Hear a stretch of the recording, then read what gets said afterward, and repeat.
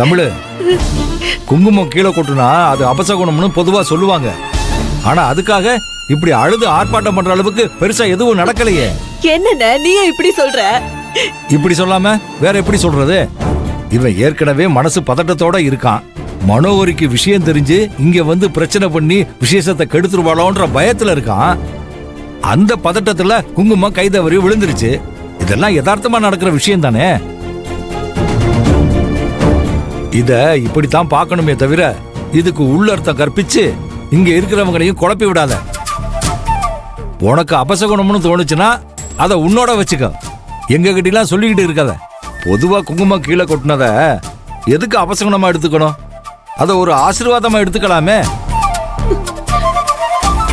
எல்லாத்துக்கும் மனசு தான் காரணம்.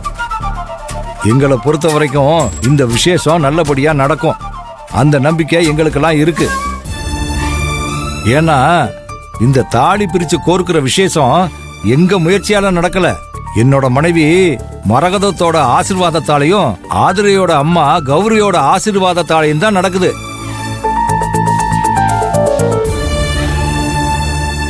அவங்க இந்த விசேஷத்தை எந்த தங்கு தடையும் இல்லாம நல்லபடியா நடத்தி வைப்பாங்க.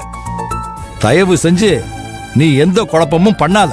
நான் என்ன குழப்பம் பண்ண போறேன்?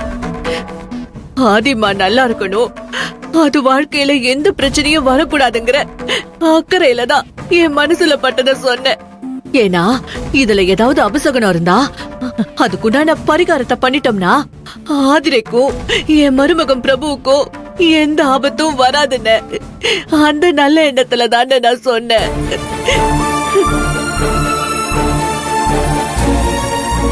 கொஞ்சம் இரு தமிழ். நீ சொன்ன மாதிரி குங்குமத்தை நானே கை தவறி கொட்டினதும் எனக்கே மனசுல கொஞ்சம் பயமும் படபடப்பும் வந்தது உண்மைதான்.